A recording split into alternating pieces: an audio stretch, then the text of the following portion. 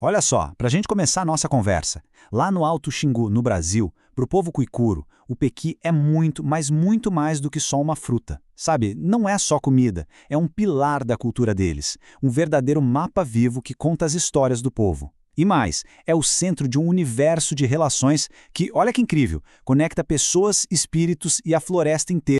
Então, vamos mergulhar nessa história porque a ideia por trás dela é fascinante e até meio radical se a gente parar para pensar.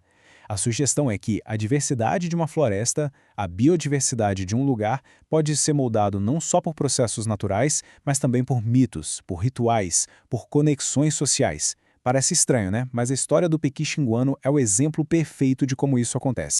Bom, tudo começa com um mito de origem, uma história daquelas. Imagina só, as esposas de um homem chamado Magicá, elas não estavam só coletando mandioca, não. Na verdade, todo dia elas iam para a beira de uma lagoa se encontrar com um amante. E não era um amante qualquer. Era um poderoso espírito jacaré. A história já começa com paixão, segredos e umas conexões bem perigosas entre o nosso mundo e o mundo dos espíritos. Claro que uma hora a verdade aparece, né? O marido traído, o Magicá, descobre tudo e a vingança dele é rápida. Ele mata o jacaré. Só que, e aqui a história dá uma virada incrível, ela não termina com a morte. Muito pelo contrário, a morte é só o começo de uma baita transformação. As esposas, de luto, enterram o corpo do amante. E é desse ato, desse luto, que algo completamente novo e superpoderoso está prestes a nascer. E o que acontece é o seguinte, do corpo daquele jacaré brotou vida. Cada parte dele deu origem a uma planta diferente. Mas o pequi tem um lugar todo especial. Ele nasce bem do umbigo, do centro do corpo. Isso é super simbólico. Mostra como ele é central para a visão de mundo dos cuicuro. Essa origem mítica, então, já estabelece o pequi não como uma simples fruta, um recurso, mas como um ser que tem uma história, uma alma, uma profundidade.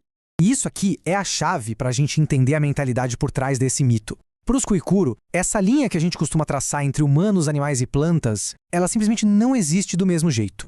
Para eles, todos são considerados pessoas, com vontades, com vida social. O espírito do jacaré e a árvore do pequi são, na verdade, parentes. Fazem parte da mesma grande teia, da mesma família cósmica, digamos assim. Essa ideia toda se materializa num conceito que eles chamam de Oto. Pensa assim, a natureza não é um estoque de recursos para a gente pegar o que quiser. Não. É mais como uma paisagem cheia de casas com seus donos. Cada rio, cada lagoa, cada grupo de árvores tem seus próprios donos espirituais. Então, para usar qualquer coisa, para pescar, para colher, tem que pedir permissão, tem que negociar, mostrar respeito. É uma relação, sabe? Não é só chegar e extrair. E claro, o pequi, sendo tão importante, não ia ter um dono só, né? Ele tem vários. E não estamos falando dos bichos comuns que a gente vê por aí. São as versões espirituais deles, os Itsiki, que são seres super poderosos. O principal deles é o Hiper Beija-Flor, que é tipo o guardião das árvores.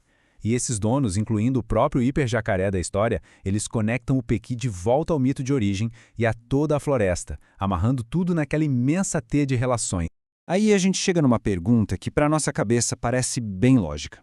De um lado, tem um processo biológico, né, uma planta crescendo. Do outro, tem um mito, tem rituais, tem nomes.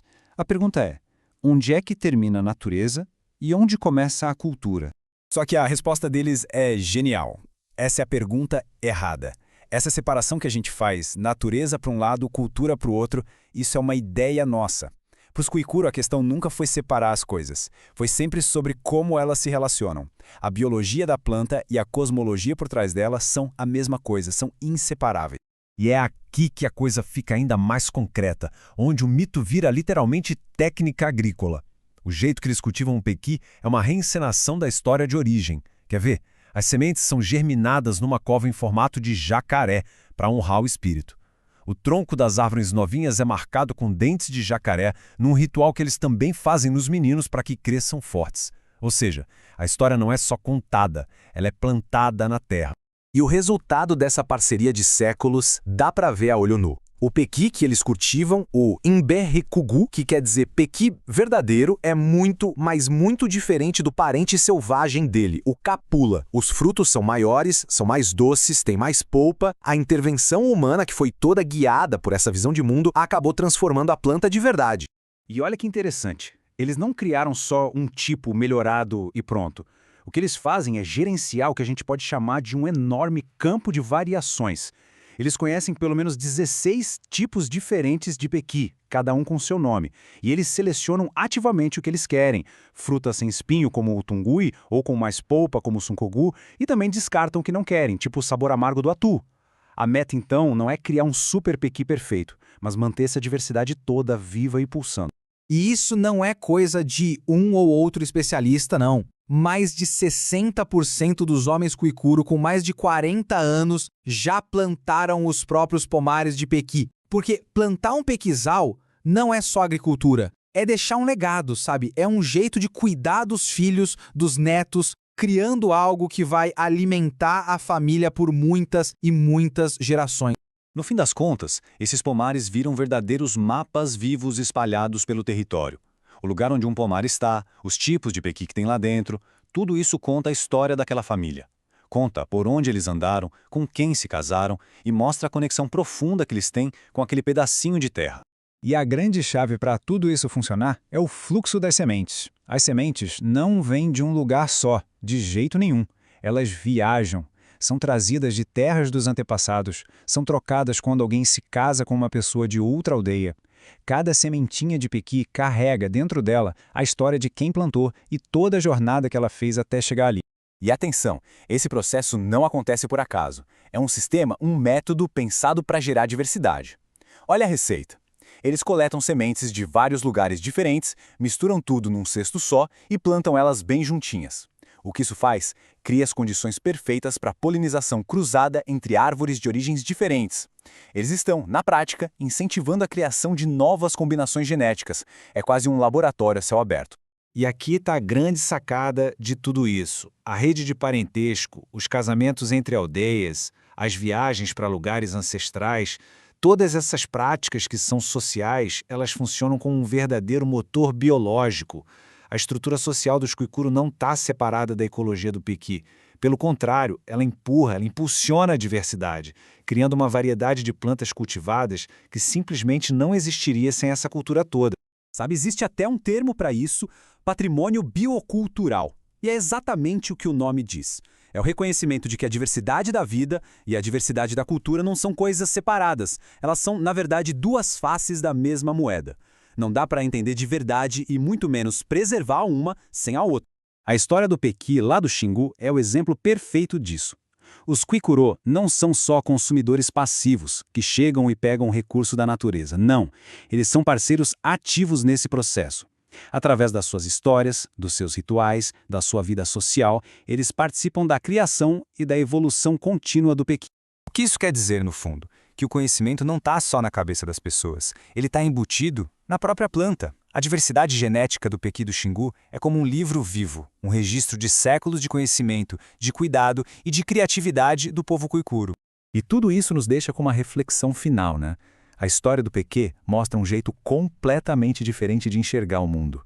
Um jeito onde uma fruta pode sim nascer de um jacaré, onde plantar uma árvore é o mesmo que contar uma história, e onde a diversidade biológica é um resultado direto da diversidade cultural. Isso nos desafia a pensar o que mais a gente deixa de ver quando olha para a natureza e enxerga só recursos, só coisas, em vez de ver pessoas, parentes e histórias. Essa é a grande questão. E é exatamente esse quebra-cabeça que a gente vai montar junto. Vamos descobrir não só como comer, mas também como cozinhar e transformar o pequi numa experiência segura e, olha, inesquecível. Então, o nosso roteiro é o seguinte: a gente começa entendendo essa fama toda e, claro, os perigos. Depois, vamos aprender a fugir do amargor. Partimos para a receita clássica, vemos como montar um prato perfeito e, no final, a gente mergulha no significado cultural disso tudo. Bora lá? Para começar, vamos entender por que essa fruta tem um status quase de lenda. O pequi não é só comida, gente. Ele é, de verdade, uma parte fundamental da identidade do cerrado brasileiro. O fato de uma fruta ter tantos nomes já diz muita coisa sobre a importância dela, né? Lá no coração do Brasil, principalmente em Goiás e em Minas Gerais, o pequi é muito mais que um ingrediente. É um verdadeiro símbolo cultural. E aqui que a coisa fica séria. Não é exagero, não. A história de um influenciador que precisou de atendimento médico depois de morder um pequi mostra que o perigo é real. E isso nos leva direto ao ponto mais crítico de todos. Bom, chegamos no ponto crucial. Presta atenção agora, é literalmente a diferença entre uma refeição deliciosa e uma visitinha à emergência do hospital. Se tem uma coisa para se lembrar sobre o pequi, é esta. Anota aí. É uma regra simples, direta e totalmente negociável. É para roer com cuidado. Nunca, jamais morder com força. A anatomia da fruta explica tudo. Bem no centro, escondido debaixo daquela polpa amarela e macia, tem um caroço que é uma verdadeira armadilha, cheio de espinhos finíssimos. Até o cantor Luan Santana, que entende do assunto, já deu essa dica. Tem que ir com calma, só roendo a polpa, bem de leve. Mas olha que notícia boa! Já tem uma luz no fim do túnel. A Embrapa está trabalhando para desenvolver variedades de pequi sem espinhos. Seria um sonho, né? Mas, enquanto esse futuro seguro não chega nos nossos pratos, a regra de ouro continua valendo, com toda a certeza. Ok. Superamos o perigo físico. Agora vamos encarar o segundo desafio, o sabor. Porque se for mal preparado, um pequi pode ficar terrivelmente amargo. Daqueles de estragar o prato todo.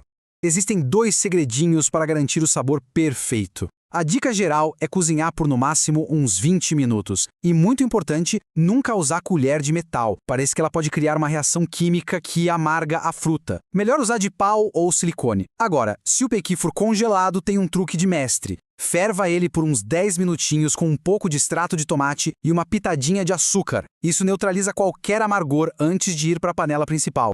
Com todos os desafios superados, chegou a melhor hora, a recompensa. Vamos juntos preparar o prato mais icônico, mais famoso, feito com essa fruta, o arroz com pequi. A base é simples, mas muito saborosa. A gente tem o arroz, o pequi, claro, e aqueles temperos básicos que não podem faltar.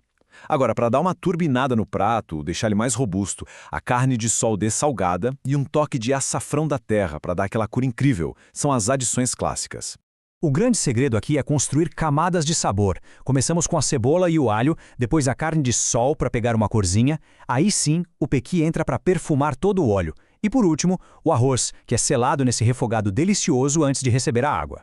O cozimento final é crucial. A água quente ajuda o arroz a cozinhar por igual. E repara que o tempo de cozimento, de 15 a 20 minutos, bate certinho com o tempo máximo que o pequi pode cozinhar para não amargar. Tudo se encaixa.